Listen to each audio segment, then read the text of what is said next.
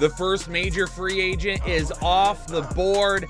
Derek Carr, per Ian Rappaport, is headed to New Orleans on a 4-year deal. What does this mean for the New Orleans Saints, their organization, and all the players involved? Let me break it down super quick for you. First, consistency at the quarterback position. We don't have to worry about shuffling in Taysom Hill, Jameis Winston, even the Red Rifle himself, Andy Dalton. We can forget about all that. Derek Carr will be the guy under center. As far as the weapons around him, there might be a lot of question marks right now, but Chris Olave is not one of them.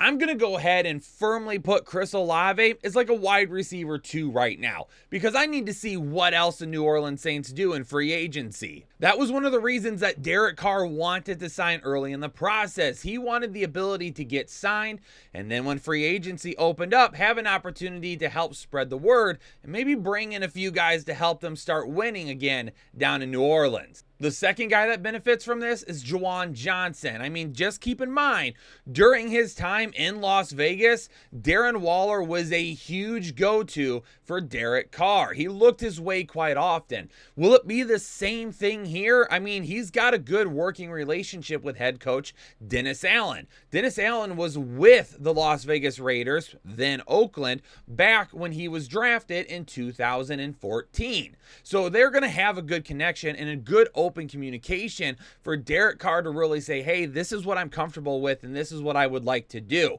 Because he's utilized Darren Waller so much in the past, I would not be surprised if my man Juwan Johnson was a guy that we could look at for some big touchdown upside this year. What about the question marks? Michael Thomas is a huge question mark. Yes, when he was healthy to begin the year, he looked good, but the dude hasn't been fully healthy, and it seems like forever. And that is a big problem for me. If you're wanting to spend another draft pick on Michael Thomas this year, feel more than welcome to.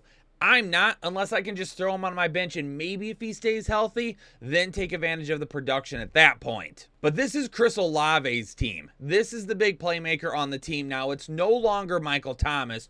Chris Olave is going to be the guy. I mean, Devontae Adams just had a huge season with Derek Carr. Now, they did have some rapport going into the season because they were college teammates, but that doesn't mean that Derek Carr and Chris Olave aren't going to spend a lot of time together this offseason. Alvin Kamara would be the guy to benefit most from this. But at this point, we don't even know what's going to happen with Alvin Kamara. This is still a situation in which he's pleaded not guilty to these charges that he has against him. But there is clear video evidence showing that he may have been in the wrongdoing. We're going to let the process play out, though, and I'm not going to comment on that too much. But until I know for sure that Alvin Kamara has avoided suspension this year, I'm not investing in him.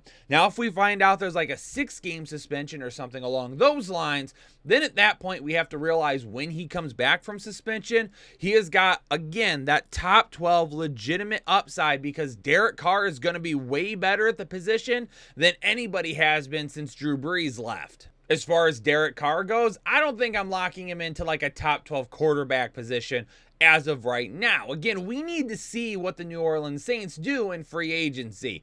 And by the way, those of you out there that might comment that New Orleans doesn't have any money, listen, the cap is it's not literal in the NFL. You can do anything to get under it. They have been in one of the worst positions for years now with cap space, and they're going to be signing Derek Carr to a fairly large deal. The cap space, it doesn't matter.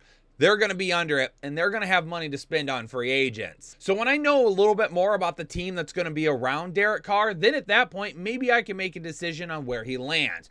For right now, I'm thinking more along the lines of maybe like a mid-quarterback 2, and we'll see what other weapons come in, what happens with Alvin Kamara, and of course, what they do in the draft. Yo, if you got any more questions for me about this situation, leave them in the comments down below, and I'll get to as many as possible. Hit the like button, subscribe if you're new here to the channel, stay safe and healthy, and I'll see y'all on the next episode of the Fantasy Headliners.